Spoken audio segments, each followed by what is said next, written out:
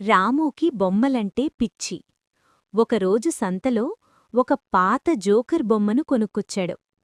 అది చూడ్డానికి క్యూట్గా ఉంది కాని దాని కళ్లలో ఏదో తేడా ఉంది. రాత్రయింది. రాము ఆ బొమ్మను తన పక్కనే పెట్టుకుని పడుకున్నాడు. సరిగ్గా రాత్రి 12 గంటలకు క్రిక్ క్రిక్ మని శబ్దం వినిపించింది. రాము నిద్రలేచి చూశాడు. పక్కనుండాల్సిన బొమ్మ అక్కడ లేదు. భయంతో మంచం కిందకి తొంగిచూశాడు. అక్కడా బొమ్మ కూర్చుని ఎర్రటి కళ్లతో రామువైపు చూస్తూ నాతో ఆడుకుంటావా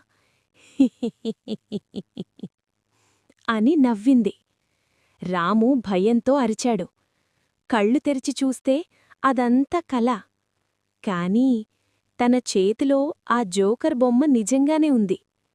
అది రామువైపు చూసి ఒక్కసారిగా కన్ను కొట్టింది.